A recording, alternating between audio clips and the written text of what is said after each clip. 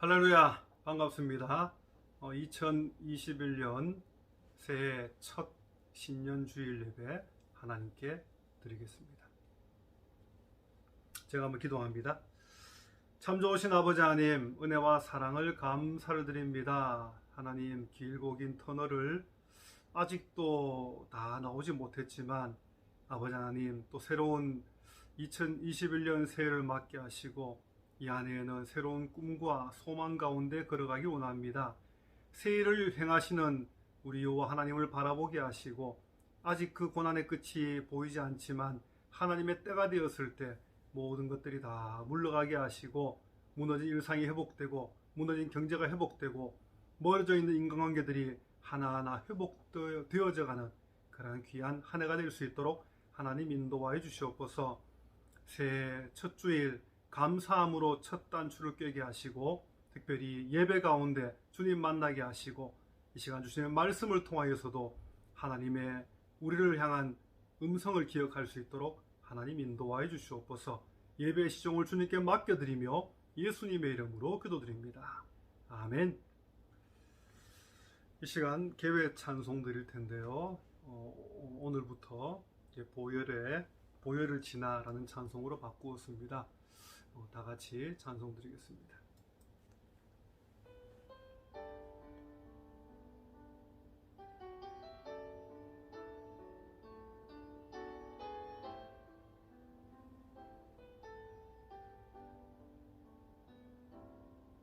보혈을 지나 하나님 품으로 보혈을 지나 아버지 품으로 보혈을 지나 하나님 품으로 한 걸음씩 나가네. 보혈을 지나 보혈을 지나 하나님 품으로 보혈을 지나 아버지 품으로 보혈을 지나 하나님 품으로 한 걸음씩 나가네. 존귀한 주 보혈이 내 영을 새롭게 하시네. 존귀한 주 보혈이 내 영을 새롭게 하네. 아멘. 이 시간 다 같이 사도신경으로 신앙 고백 드리겠습니다. 전능하사 천지를 만드신 하나님 아버지를 내가 믿사오며 그 외아들 우리 주 예수 그리스도를 믿사오니 이는 성령으로 잉태하사 동정녀 마리아에게 나시고 본디오 빌라도에게 고난을 받으사 십자가에 못 박혀 죽으시고 장사한 지 사흘 만에 죽은 자 가운데서 다시 살아나시며 하늘에 오르사 전능하신 하나님 우편에 앉아 계시다가 저리로서 산자와 죽은 자를 심판하러 오시리라. 성령을 믿사오며 거룩한 공예와 성도가 서로 교통하는 것과 죄를 사하여 주시는 것과 몸이 다시 사는 것과 영원히 사는 것을 믿사옵나이다. 아멘. 이 시간 성시교도 93번이 되겠습니다. 성시교도 93번 새해 1번입니다. 우리 한 목소리로 다 같이 읽기 원합니다.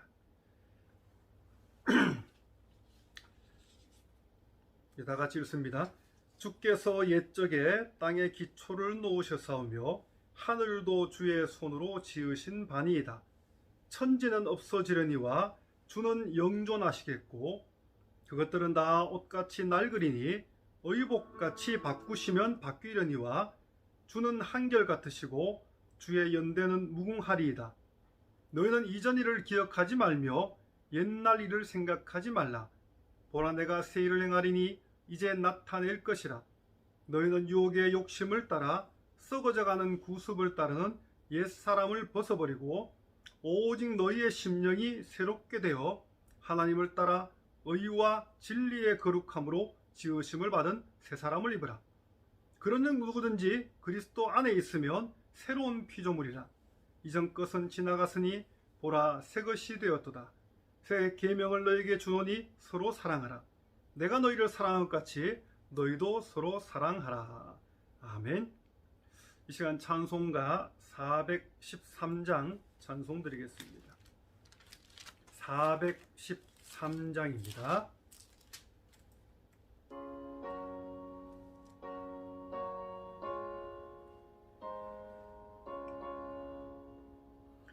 내 평생에 가는 길 순탄하여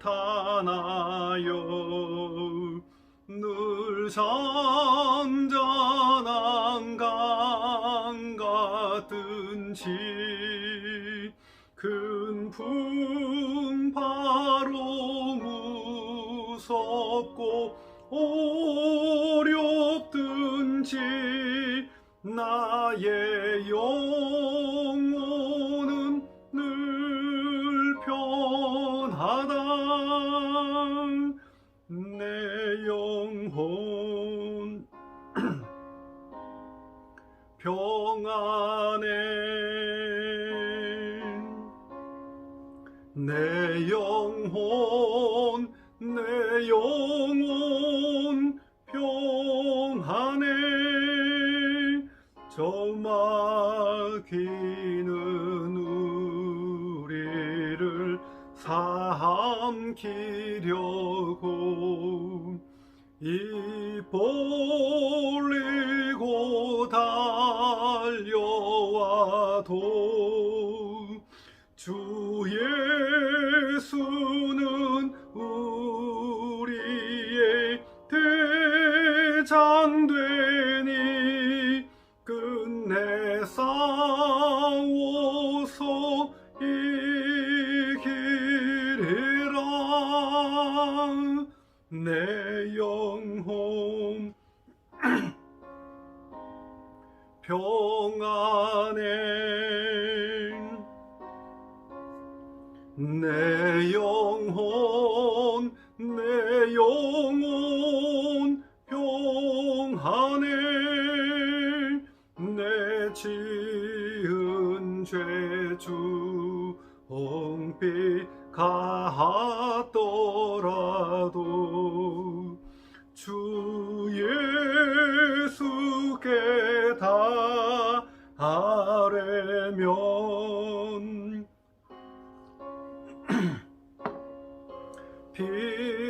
비로소 다시 쓰사 흰 눈보다도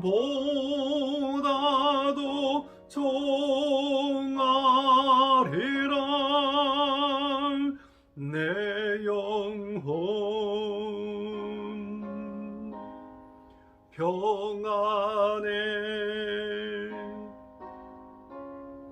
내 영혼 평안해.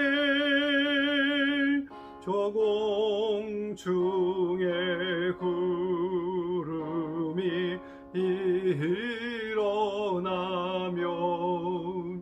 그 나팔이 울릴 때에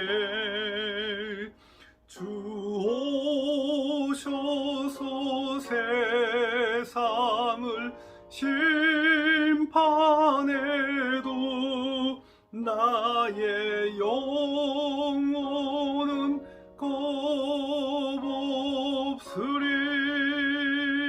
내 영혼 평안해. 내 영혼 평안해.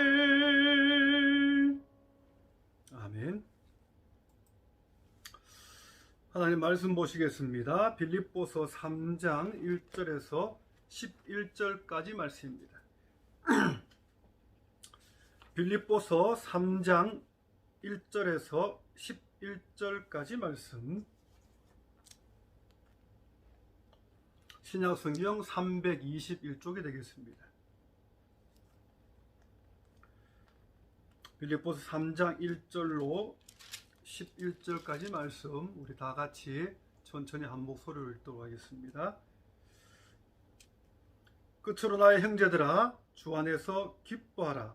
너희에게 같은 말을 쓰는 것이 내게는 수고로움이 없고 너희에게는 안전하니라. 개들을 삼가고 행악하는 자들을 삼가고 몸을 상해하는 일을 삼가라. 하나님의 성령으로 봉사하며 그리스도 예수로 자랑하고 육체를 신뢰하지 아니하는 우리가 곧 할례파라. 그러나 나도 육체를 신뢰할 만하며 만일 누구든지 다른 이가 육체를 신뢰할 것이 있는 줄로 생각하면 나는 더욱 그러하리니, 나는 8일 만에 할례를 받고 이스라엘 족속이요 베냐민 지파요 히브리인 중에 히브리인이요 율법으로는 바리새인이요 열심으로는 교회를 박해하고 율법의 의로는 흠이 없는 자라. 그러나 무엇이든지 내게 유익하던 것을 내가 그리스도를 위하여 다 해로 여길 뿐더러, 또한 모든 것을 해로 여김은 내 주 그리스도 예수를 아는 지식이 가장 고상하기 때문이라. 내가 그를 위하여 모든 것을 잃어버리고 배설물로 여김은 그리스도를 얻고 그 안에서 발견되려 함이니, 내가 가진 의는 율법에서 난 것이 아니요 오직 그리스도를 믿음으로 말미암은 것이니 곧 믿음으로 하나님께로부터 난 의라. 내가 그리스도와 부활의 권능과 그 고난에 참여함을 알고자 하여 그의 죽으심을 본받아 어떻게 해서든지 죽은 자 가운데서 부활에 이르려 하노니. 아멘. 할렐루야. 또 이렇게 이틀 만에 여러분들 뵙게 됨을 감사를 드립니다. 신년 첫 주 이렇게 신년 주일 예배로 드리게 됨을 감사를 드리고 여러분들 모두를 축복합니다. 송구영 신제배를 이렇게 온라인으로 드리면서요, 목사로서 참 마음이 아팠습니다. 예배를 녹화하면서 마치 성도들 앞에 있는 것처럼 그렇게 해야 되는데 아직도 좀 어색하고 좀 익숙하지가 않거든요. 더구나 교회도 아닌 또 이렇게 저희 집에서 이렇게 예배 녹화를 하다 보니까 솔직히 어떨 때는 연기하는 것 같기도 하고요. 또 뭔가 이렇게 좀 부자연스럽기도 합니다. 그래서 여러분들이 그런 부분은 조금 이렇게 이해해 주시면 감사하겠습니다. 하지만 지금은요, 어떤 상황입니까? 비상 상황이지 않습니까?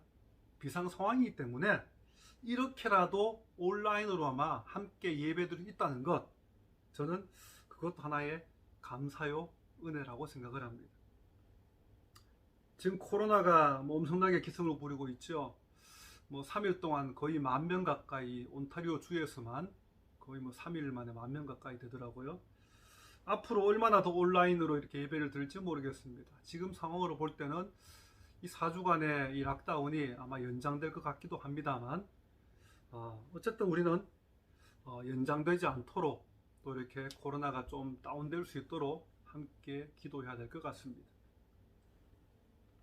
다 함께 교회에서 참 얼굴 보고 이렇게 마주보면서 예배드리는 그날까지 여러분들 비록 이렇게 온라인 예배지만 좀 참고 인내하시면서 예배의 자리만은 꼭 지켜주시면 감사하겠습니다. 제가 송구영 신제 예배 때 설교 제목을 그렇게 했었죠. 그래도 감사하자. 힘들어도 어려워도 뭔가 내 뜻대로 안 되는 게 너무너무 많다 할지라도, 좀 지겨워도 좀 피곤해도 짜증나도 그래도 감사하자. 그래도 감사할 때 하나님께서 새로운 은혜를 부어줄 줄 믿습니다. 여러분, 몇 주 전부터 신년표와 이 주제 선구를 과연 무엇으로 하면 좋을까 기도하면서 결정을 했는데요. 원래 우리 브랜포드 교회 이 표는요, 새 일을 행하시는 하나님으로 정했습니다. 한번 따라해 보시기 바랍니다. 새 일을 행하시는 하나님. 한 번 더요. 새 일을 행하시는 하나님. 그리고 성구는요, 이사야서 43장 19절 말씀입니다. 보라, 내가 새 일을 행하리니 이제 나타낼 것이라. 너희가 그것을 알지 못하겠느냐? 반드시 내가 광야의 길을, 사막의 강을 내리니 라는 말씀입니다. 작년 한 해 참 긴 어둠의 터널을 지나왔습니다. 아직도 그 터널은 끝이 보이지 않지요.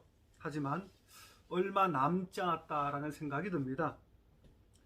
이제 이 어둠의 터널을 나오게 되면요, 하나님이 반드시 새로운 길을 여시고 또 새로운 일을 행하실 줄 믿으시기 바랍니다. 할렐루야. 여러분, 2021 한 해 동안 우리 새 일을 행하시는 하나님을 바라보시기 바랍니다.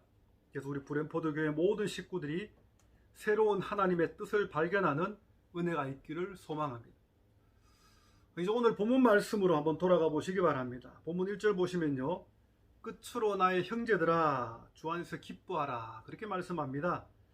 여기서 끝으로라는 말은요, 뭐 실제로 마지막으로 뭐 이런 뜻이 아니고요. 예전 버전에서는 종말로 이렇게 되어 있는데요, 이 종말로, 끝으로, 마지막, 이런 뜻이 아닙니다.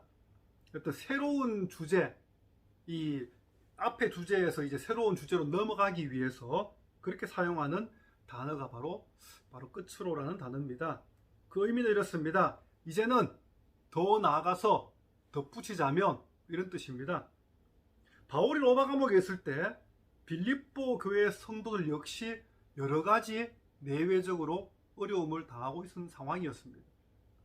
그래서 바울은요, 감옥 안에 있는 나도 이렇게 기뻐하는데, 비록 당신들이 지금 힘들고 어려운 시기를 겪고 있지만 그래도 나를 봐서라도 나도 기뻐하니까 여러분들도 기뻐하시오, 그렇게 말씀하고 있죠. 그런데 바울이 감옥 안에서도 기뻐할 수 있던 것은요, 비결이 있습니다. 그것은 바로 주 안에 있었기 때문이었습니다. 뭐 감옥이 아무리 좋은 감옥이라도 다 자유가 제한되어 있고 얼마나 불편합니까? 갈 수도 없고 뭐 마음대로 뭐 할 수도 없죠. 하지만 바울은 기뻐할 수 있습니다. 왜냐고요? 주 안에 있었기 때문에 기뻐할 수 있다는 것입니다. 제가 참 좋아하는 찬송가 438장 이 3절에도 보면은요, 이런 가사가 있습니다. 높은 산이 거친들이 초막이나 궁궐이나 내 주 예수 모신 곳이 그 어디나 하늘나라. 우리 잘 아는 찬송이지 않습니까? 높은 산이 거친들이 초막이나 궁궐이나 내 주 예수 모신 곳이 그 어디나 하늘나라. 현실의 상황은 아무리 힘들고 어려운 그러한 상황이라 할지라도 주님 안에 거하면은, 주님이 함께하는 삶이면은 그곳이 바로 천국이라는 것이죠. 지금 내가 처해 있는 상황이 너무 좋아서 기뻐하는 게 아니지 않습니까? 어떤 상황에 처해 있든지 관계없이 기뻐할 수 있는 것, 그것이 바로 오늘 사도 바울이 빌립보 교회 성도를 향해서 외치는 그런 말씀이고, 바로 오늘 저와 여러분들을 향해 하시는 하나님의 음성이라는 사실을 믿으시기 바랍니다. 여러분, 다른 거 없지 않습니까? 우리가 언제 어디서 무엇을 하든지 주님 안에 있기만 하면 되는 겁니다. 비록 지금은 함께 모여서 예배를 드리지 못하지만요, 무엇보다 중요한 것은 우리가 주님 안에서 주님과 동행하는 삶을 살면 되는 거예요. 여러분, 계속해서 이어지는 말씀만 보십시오. 너에게 같은 말을 쓰는 것이 내게는 수고로움이 없고 너에게는 안전하니라. 자, 이 말씀은요, 당시 빌립보 교회를 이렇게 이 혼란에 빠뜨리고 있었던 거짓 교사들을 향한 경고의 메시지입니다. 다시 말하면 거짓 교사를 향했어요. 복음에서 벗어난 사실들을 지적해 주는 것은 아무리 지나쳐도 지루함이 없다라는 것입니다. 이들 거짓 교사들에 대한 내용은요, 2절 말씀에서 나오는데요, 2절 한번 보십시오. 자, 개들을 삼가고 행악하는 자들을 삼가고 몸을 상해하는 일을 삼가라. 자, 전체적으로 의미로 보면은 바로 이런 자들이 거짓 교사들이다, 이런 사람들을 삼가라, 그렇게 말하죠. 빌립보 교회 안에 유대주의를 따르는 자들이 있었습니다. 비록 교회 안에, 이 공동체 안에 있지만 완전히 복음을 받아들인 것이 아니라 뭔가 이렇게 한쪽은 이렇게 유대주의에 있고요. 한쪽은 또 교회 안에 발 담그고 있고 어중간한 사람들. 근데 어디에 무게중심이 있습니까? 바로 과거에 자신들이 몸담았던 유대주의에 거기에 더 방점을 두고 무게중심을 두고 있는 그런 자들이었습니다. 근데 자신들뿐만 아니라 자, 교회 안에는 자기들도 있지만은 이방인이었다가 이제 기독교로 개종한 사람들도 또 많이 있었습니다. 그래서 유대주의자들이 자신들뿐만 아니라 이방인이었다가 개종했던 그런 사람들에게까지 유대주의를 따르라고 강요하고 있다는 것이죠. 바울은 이런 자들을 조심하라 그렇게 말합니다. 이들 골수 유대주의자들이 빌립보 교회를 아주 이렇게 좀 혼란에 빠뜨리고 있었고요. 그래서 이들을 개들에 비유하고 있습니다. 여러분, 개들은요, 우리가 뭐 집에서 지금 키우는 그런 펫, 애완견이 아니지 않습니까? 길거리를 배회하면서요, 하이에나처럼 죽은 시체를 뜯어먹는 그런 개들을 의미합니다. 한마디로 들개들이지 않습니까? 뭐 먹을 게 없으면은 이 지나가는 사람에게도 달려들어서 사람들을 공격하는 그런 들개들이었습니다. 한마디로 사나운 짐승이죠. 그래서 부정한 것을 말할 때 성경에는 개라는 표현을 많이 사용합니다. 아주 경멸스러운 그러한 존재를 가리킬 때도 상징적으로 개라고 얘기하기도 합니다. 예수님께서도요, 진리를 거역하는 자들을 향해서 개라는 표현을 썼습니다. 또 이방인을 가리킬 때 역시 성경은 개라고 그렇게 말씀하고 있습니다. 바울도 빌립보교의 성도를 괴롭히는 이 유대주의 행악자들을 가리켜서 개들이라 그렇게 표현하고 있다는 것입니다. 행악하는 자들이나 몸을 상해한 일을 삼가라는 말도 결국에는 개들을 삼가라는 말씀과 같은 의미의 말씀입니다. 자, 삼가라는 말은 무슨 뜻입니까? 삼가라는 것은요, 원어적으로 보면 주의하라, 조심하라, 뭐 영어 성경에도 watching이라고 되어 있거든요. 예? 계속 watching하라는 것이죠. 그래서 한두 번 이렇게 둘러보는 것이 아니라 멈추지 말고 계속 watching하라는 것입니다. 조심하고 주의하고, 다시 말하면 대수롭게 그냥 대충 넘기지 말라는 것입니다.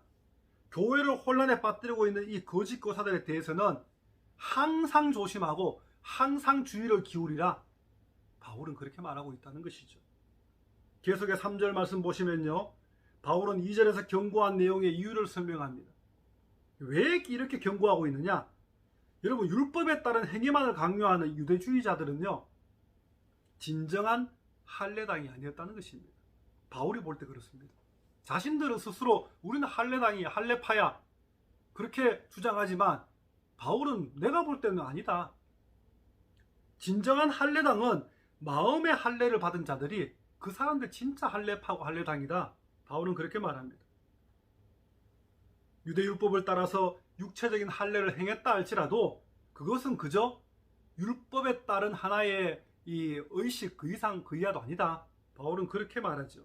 중요한 것은 얼마나 지금 내가 성령의 하나님의 성령으로 봉사하는 삶을 살고 있느냐, 얼마나 그리스도 예수로 자랑하는 삶을 살고 있느냐, 그것이 바로 진정한 할례당의 기준이다. 바울은 그렇게 말합니다. 다시 말해 오늘 설교 제목처럼요, 얼마나 그리스도를 위하여 살고 있느냐, 그것이 바로 진정한 할례당, 다시 말하면 진정한 하나님의 백성과 자녀, 믿음의 성도, 그것을 말하고 있다는 것입니다. 여러분, 성경을 읽는 것보다 더 중요한 게 뭡니까? 성경대로 최대한 최선을 다해 살려고 하는 그 삶이지 않습니까? 기도하는 것보다 중요한 것은요, 내가 기도한 대로 어떻게든 살려고 하는 것이 더 중요합니다. 기도는 하루에 한 1시간, 2시간 하는데 기도한 대로 전혀 살지 않는다. 그 기도는요, 그저 그냥 허공을 울리는 메아리에 불과합니다. 차라리 기도를 5분밖에 안 할지라도 그 5분밖에 안 한 기도의 내용대로 어떻게든 살려고 하는 것, 그게 더 중요하다는 것입니다. 오늘 사도 바울이 빌립보 교회 성도들에게 권면하고 있는 말씀의 핵심이 바로 이거라는 것이죠. 다시 본문 4절 말씀부터 한번 보십시오. 자, 4절에 보면은 바울은 육체를 신뢰하고 있는 유대주의자들을 반박하기 위해서 자신의 어떤 이 과거 모습을 오픈합니다. 한마디로 자신의 간증을 하고 있죠. 여러분, 바울은요, 이 자신은 유대주의자들이 볼 때도 어느 것 하나 부족할 게 없는 사람이었다. 그렇게 말씀합니다. 당신들이 날 봐도 내가 부족한 게 당신들 뭐가 있느냐? 그렇게 말합니다. 바울은 정통 유대 율법에 따라서 태어난 지 8일 만에 할례를 받았던 정통 율법에 의해서 이 할례 받은 사람이었습니다. 그래서 유대주의자를 볼 때도 뭐 그것 가지고 흠을 잡을 수 없는 사람이었죠. 또 바울은 이스라엘 족속이었습니다. 바울은 이방인이었다가 개종한 사람이 아니었습니다. 순수 이스라엘 혈통을 가지고 태어난 사람이라는 것이죠. 또 바울은 베냐민 지파였습니다. 여러분, 베냐민은요, 야곱의 이 아내 가운데 야곱이 가장 사랑했던 아내가 라헬이지 않습니까? 이 라헬을 통해서 난 아들이 두 아들이 있죠. 야곱과 베냐민이었습니다. 이 베냐민 야곱이 가장 사랑했던 이 아내 라헬을 통해서 태어난 막내 아들이었다는 것입니다. 또 사울 왕과 뭐 에스더, 모르드게 이런 사람들이 다 이 베냐민 지파 출신이었습니다. 또 다윗이 왕이 될 때 가장 신실하게 충성을 다했던 지파가 바로 베냐민 지파였습니다. 또 바벨론 포로 때는요, 성전 건축을 위해서 유다와 또 레위 지파와 함께 예루살렘으로 떠났던 지파가 바로 이 베냐민 지파였습니다. 바울은 자신이 이 베냐민 지파라는 사실을 항상 자랑스럽게 생각하고 있었습니다. 유대주의자를 향해서 날 봐라. 나는 태어나면서부터 할례 받았고, 나는 정통 이 유대인이고, 나는 베냐민 지파고, 너희들이 볼 때 과연 내게 흠잡을 게 뭐가 있느냐? 그렇게 말하는 거죠. 또 바울은 히브리인 중에 히브리인이었다고 얘기합니다. 다시 말하면 이방인의 피가 전혀 섞이지 않았던 히브리인 부모에게서 태어난 순수 히브리인이었다는 것입니다. 바울은 또 자신이 바리새인이었다, 그렇게도 말하지요. 여러분, 바리새인은 유대 종파들 가운데 율법에 있어서 가장 엄격한 종파였지 않습니까? 바울의 스승은 또 당시에 이 이스라엘 백성들 사이에서 가장 존경받던 그런 랍비 가말리엘이었습니다. 이 랍비 가말리엘의 수제자가 바로 바울이었습니다. 한마디로 가방끈이 가장 긴 사람이 바울이었습니다. 율법에 대해서 누구보다도 더 박식하고 많이 알았던 사람이 바로 이 바울이었다는 것이죠. 이외에도 바울은 열심으로는 교회를 핍박하고 율법의 의로는 흠이 없는 자라, 그렇게 자신을 소개하죠. 다메섹 도상에 예수님 만나기 전에 바울은요, 교회를 핍박하는 그것이 곧 하나님을 향한 믿음의 순수함을 보존하는 최고의 자신의 삶이라고 생각하고 있었습니다. 내가 이렇게 예수 믿는 사람 잡으러 가는 것, 죽이러 가는 것, 이게 가장 내가 하나님께 잘 믿는 믿음이다. 바울은 그런 마인드를 가지고 있었던 사람이었습니다. 그래서 예수님 만나기 전까지 교회를 핍박했던 것이 바울에겐 오히려 자랑거리였다는 것이죠. 예수님 만나기 전까지는. 그래서 유대주의자들의 눈에 비친 바울은요, 흠잡을 곳이 한 군데도 없는, 한마디로 순수함 그 자체였습니다. 바울은 말합니다. 이런 나보다 더 자랑할 거리가 있는 사람 한번 나와보시오. 아무도 없지 않습니까? 바울은 고백합니다. 이 모든 자랑거리들이, 내가 지금까지 얘기했던 모든 자랑거리들이 예수님 만나고 나니까 오히려 해로운 것이더라. 그 별것 아니더라. 오히려 없는 게 나았더라. 왜냐하면 바울에게는요, 내 주 그리스도 예수를 아는 지식이 가장 고상했기 때문이었습니다. 예수님 만나고 나니까 이게 최고였다는 것이죠. 내가 왜 지금까지 이걸 몰랐느냐? 그래서 바울은 예수님 만나기 전까지의 그 모든 자랑거리들이 이제 예수님 만나고 나니까 다 배설물처럼 보였다는 것입니다. 예수를 얻고 나니까 지금까지 내가 추구하고 있던 인생의 모든 목적들이 결국 아무것도 아닌 신규로 같이 없어질 것임을 깨달았던 것이죠. 여러분, 주위에 뭐 이런 분들 본 적 있습니까? 세상적으로 잘 나가다가, 근데 예수님 없이 살다가, 하나님 믿지 않고 살다가 세상적으로는 아주 성공한 삶을 살았는데, 근데 예수님 어느 날 특별한 어떤 하나님의 이 특별한 은혜가 있어서 예수님 만나고 나니까 그동안 자신의 인생에 추구했던 모든 물질과 명예와 권세 이런 것들이 다 부질없는 것이었구나 깨닫게 되었다는 고백을 하는 분들을 볼 수 있습니다. 그래서 지금은 과거만큼 화려하지 않고 평범하지만 그래도 내가 예수님 만났기 때문에 남는 장사를 하고 있다는 것이 그분들의 고백입니다. 세상적으로 인정받지 못할지라도 예수님께 인정받는 것, 그게 진짜 성공한 삶이라는 사실을 여러분 믿으시기 바랍니다. 가끔 한국 뉴스를 보면은요, 항상 이 똑같은 뉴스가 나오지 않습니까? 몇 년째? 더 오래된 것 같습니다. 몇 년 넘은 것 같아요. 자, 왼쪽과 이 오른쪽으로 홍해 바닥 갈라지듯이 쫙 갈라져 있습니다. 정치인들도 왼쪽 오른쪽 갈라져 있고요. 일반 국민들도 왼쪽 오른쪽 갈라져 있고요. 이 대학생을 가르친 교수들도 왼쪽 오른쪽 갈라져 있고, 심지어는 교회들마저도, 심지어는 이름만 대면 알만한 목사님들까지도 왼쪽 오른쪽으로 쫙 갈라져 있습니다. 참 제가 볼 땐 너무 안타까운데요. 내 생각과 다르면은 그냥 적입니다. 그래서 네 편 내 편 너무 갈라져 있지 않습니까? 중간이 별로 없는 것 같아요. 제가 한 후배 목사에게 나는 왼편도 오른편도 아니고 하나님 편이다, 그런 얘기를 한 적이 있습니다. 근데 그 친구가 저를 마치 회색 분자 보듯이 보더라고요. 왼편이면 왼편이고 오른편은 오른편이지 중간 어딨냐는 것이죠. 우리는요, 왼편도 아니고 오른편도 아닙니다. 우리는 하나님 편에 서야 됩니다. 말씀 편에 서야 된다는 것이죠. 왼쪽에도 오른쪽에든 어느 한쪽을 택하라고 은근히 강요하는 그런 이 한국 사회의 모습을 보면서요, 참 앞으로 참 어떻게 될까 염려도 하게 됩니다. 여러분, 물론 사람마다 정치적인 색깔은 다를 수 있습니다. 신앙의 스타일도 다르고요. 그것까지 부정하는 결코 아닙니다. 하지만 우리 예수 믿는 사람들은요, 어떤 상황 가운데서도 오직 예수 안에 있어야 된다는 것입니다. 오직 주님 안에 있어야 된다는 것이죠.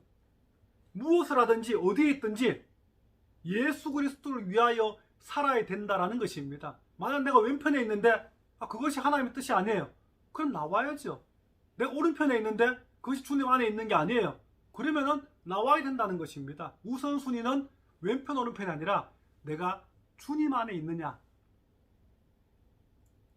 내가 얼마나 예수를 위해서 살고 있느냐, 그게 중요한 것입니다. 우리가 예수를 위해 살 수만 있다면, 언제나 주님 안에 거할 수 있다면, 여러분 이단과 사이비가 아닌 이상, 아주 나쁜 놈이 아닌 이상 얼마든지 상대방을 품을 수 있어야 됩니다. 나는 왼쪽인데 오른쪽에 있어요. 그러면은 때로는 그 사람도 품어야 됩니다.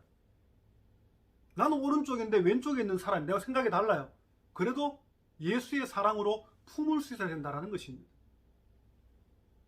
여러분, 왼편 오른편보다 더 중요한 것은 내가 지금 하나님 편에 있는가라는 것입니다.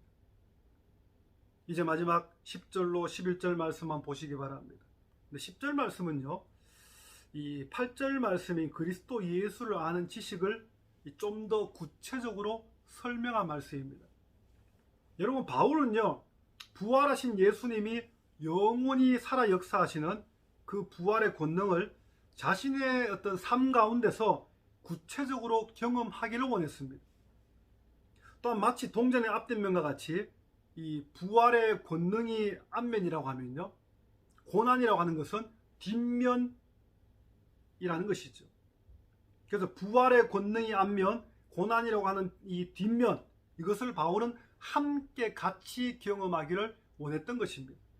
그래서 바울은요, 예수님이 십자가에서 고난받고 죽으신 것처럼 자신 또한 그렇게 되기를 원합니다라고 고백했습니다.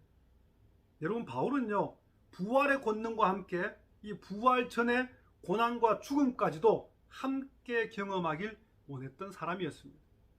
그래서 결국 예수님 부활하신 것처럼 바울 자신도 영광스러운 부활을 염원하고 있었다는 것입니다. 오늘 말씀을 정리하고자 합니다. 바울은 자랑거리가 참 많은 사람이었습니다. 유대율법주의에 심취해서 율법을 철저히 행하는 그것이야말로 하나님이 가장 기뻐하는 그러한 삶이라고 확신했던 사람이었죠. 하지만 예수님 만난 이후 바울은 완전히 다른 사람이 되어버렸습니다. 마인드가 바뀌고 가치관이 바뀌고 인생의 목적이 바뀌었습니다. 생각도 바뀌고 말과 행동도 바뀌고요. 완전히 그냥 다 바뀌었던 사람이 바로 바울이었지 않습니까? 바울은 그동안 자신이 추구했던 인생의 목적이 그때는 몰랐는데 예수님 만나고 보니까 다 배설물처럼 보이게 되었다는 것입니다. 그래서 바울은 거짓 교사들의 가르침 때문에 혼란을 겪고 있었던 이 빌립보교의 성도를 향해서 당신들 결코 흔들리지 마시오. 오히려 그럼에도 불구하고 기뻐하시오. 그렇게 말합니다. 율법주의자들이 육체의 할례를 아무리 강조할지라도 그것은 결국 신규일 뿐이고요. 그저 하나의 예식일 뿐이고 중요한 것은 지금 얼마나 성령으로 봉사하고 있고 얼마나 예수를 자랑하고 있으며 얼마나 주님 안에 거하는 삶을 살고 있느냐라는 사실을 당신들은 명심해야 됩니다. 바울은 오늘 그렇게 말합니다. 여러분, 이제 2021년 한 해가 시작된 지 이제 사흘째가 접어들었지 않습니까? 첫 줄 예배를 드리면서 올 한 해 새 일을 행하시는 하나님을 바라보면서 신앙생활 하시기 바랍니다. 또 오늘 말씀처럼 정말 올 한 해 온전히 그리스도를 위하여 살아가는 저와 여러분 되시기를 주님의 이름으로 축원합니다. 다 같이 기도드리겠습니다. 하나님 아버지 감사합니다. 새해 첫 주 신년 감사주일로 아버지 앞에 드리게 하심을 감사를 드립니다. 한 해의 시작을 감사함으로 시작하오니 한 해의 마지막 때가 되었을 때도 정말 이 한 해 하나님의 은혜로 감사한 한 해를 보냈습니다. 고백할 수 있는 그날이 올 수 있도록 하나님 우리를 붙잡아 주시옵소서. 아직도 코로나 팬데믹의 상황에서 벗어나지 못했습니다. 이제 막 백신을 투여하고 있지만 언제 이 코로나 팬데믹이 종식될지 알 수 없습니다. 하나님 그 시기가 너무 길어지지 않게 하시고 조금이라도 빨라지게 하시고 그래서 정말 우리가 다 같이 얼굴을 마주보며 기뻐하며 찬송하며 함께 예배드리는 그날이 올 수 있도록 하나님 도와주시옵소서. 무너진 일상들도 하나하나 회복되어져 가게 하시고 비록 힘든 시간들이었지만 그래도 그 속에서 하나님의 새로운 은혜를 발견했노라 고백하는 우리 모든 성도들의 삶이 될 수 있도록 하나님 역사하여 주시옵소서. 힘든 시기를 살아가고 있는 모든 이들 하나님 불쌍히 여주시고 그들의 아픈 마음, 그들의 여러 가지 힘든 그러한 모든 시간들 하나님께서 변화시켜 주시고 새로운 하나님의 계획하심을 볼 수 있도록 주님 역사해 주시옵소서. 감사드리며 예수님의 이름으로 기도드립니다. 아멘. 이 시간 찬송가 555장 찬송 드리겠습니다. 555장입니다.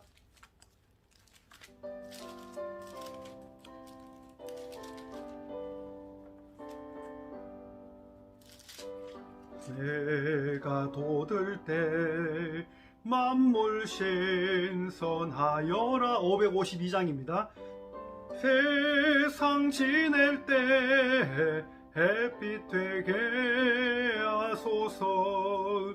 주여 나를 도우사 세월 허송 않고서 어두운 세상 지낼 때 햇빛 되게 하소서.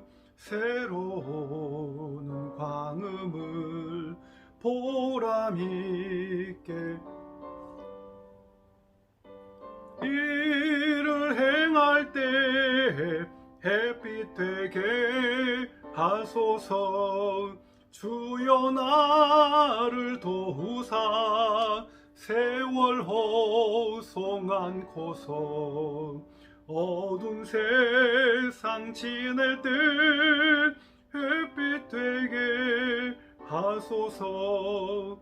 한번 가면 안 오는 빠른 광음 지날 때 귀한 시간 바쳐서 햇빛 되게 하소서. 주여 나를 도우사 세월 허송 않고서 어두운 세상 지낼 때 햇빛 되게 하소서. 밤낮 주를 위하여 몸과 마음을 드리고 주의 사랑 나타내 햇빛 되게 하소서. 주여 나를 도우사 세월 허송 않고서 어두운 세상 지낼 때 햇빛 되게 하소서. 아멘.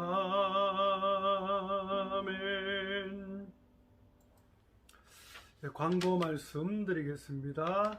여러분 카톡방도 우리 단톡방에서도 광고 올렸으니까 참고하시고요. 제가 한번 더 말씀드립니다. 2021년 신년주일 감사 예배로 드리게 됨을 감사를 드립니다. 새해 첫 번째 주일 예배입니다. 특별히 여러분들 한 해를 시작하면서 또 감사 예물도 함께 드리시기 바랍니다.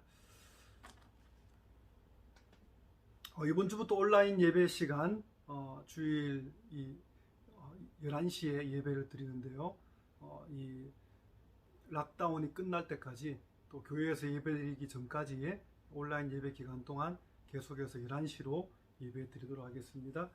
2021년 표는요, 새 일을 행하시는 하나님, 또 주제 선구는 이사야 43장 19절이 되겠습니다.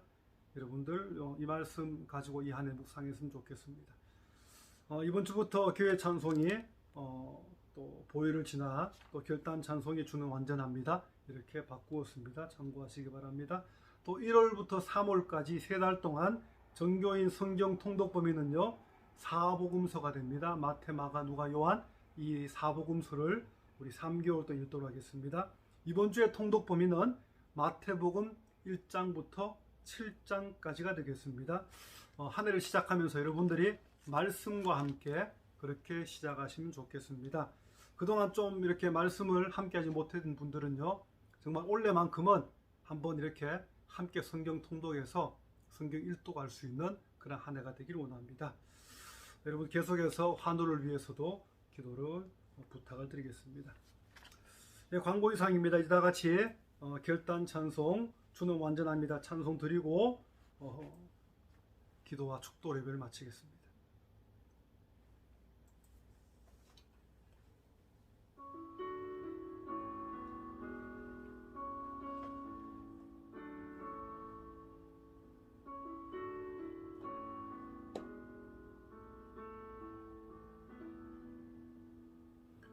주여 우린 연약합니다.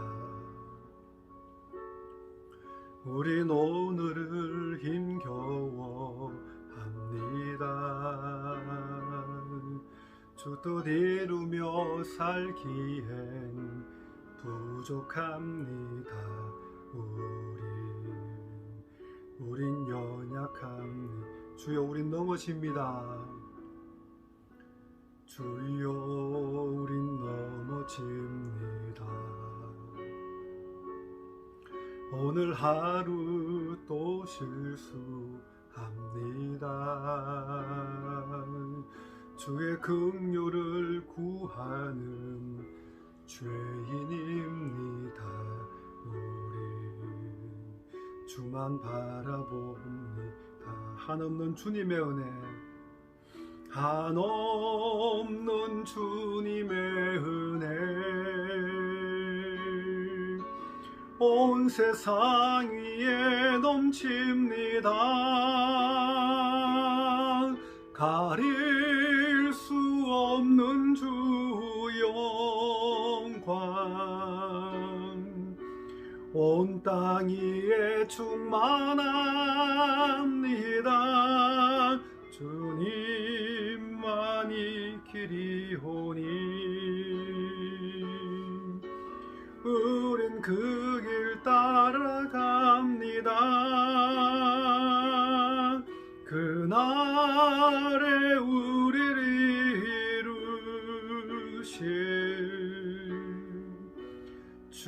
주는 완전합니다. 하나님 아버지 감사합니다. 신년 첫 주일 우리 성도들이 함께 예배드리게 됨을 감사를 드립니다. 당연히 얼굴을 맞대며 함께 예배 드려야 되지만 지금은 비상 상황이기 때문에 어쩔 수 없이 이렇게 온라인으로 예배 드립니다. 하지만 이 가운데서도 주님 함께 하시고 이 예배 가운데 주님 임재하셔서 우리 모든 성도의 심령 가운데 이 안에 하나님의 말씀 따라가는, 하나님께 온전히 순종함으로 주님과 동행하는 이 안에 삶이 될 수 있도록 하나님 인도하여 주시옵소서.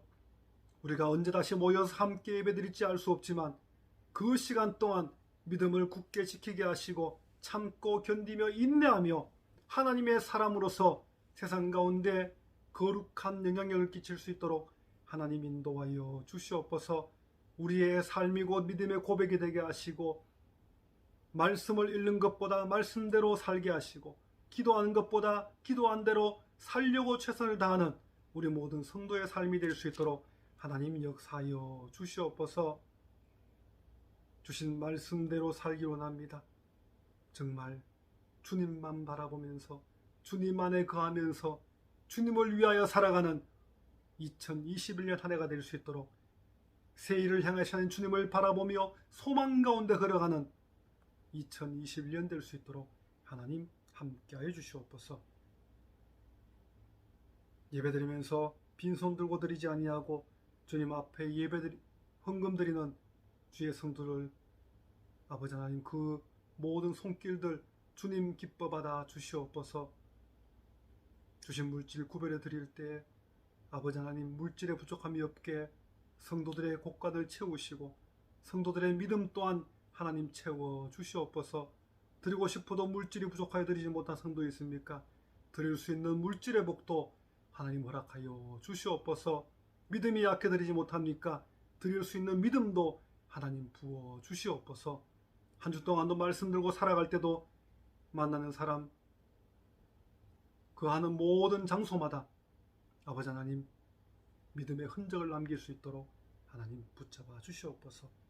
지금 음부하려 생명 되신 우리 주 예수 그리스도의 은혜와 하나님 아버지의 무한하신 사랑하심과 성령님의 감동과 마위로 교통 충만인도 역사하심이 2021년 신축년 새해 첫 주일 예배를 드리면서 새해를 행하실 하나님을 바라보며 아직도 계속되고 있는 이 코로나 팬데믹의 상황들이 하나씩 정리되어 마침내 끝이 나길 소원하며 날마다 간절히 기도하고 있는 전 세계 모든 교회들과 성도들의 간절한 기도 위에 코로나 때문에 가족과 친구와 교우를 잃고 아직도 슬픔 가운데 있는 이들과 모든 확진자들 가운데 또한 우리의 무너진 일상과 무너진 경제와 멀어진 인간관계의 회복과 지금도 불철주야 수고하고 있는 전 세계 모든 의료진들의 수고들 위해 지금부터 영원토록 함께 하시기를 축원하옵나이다.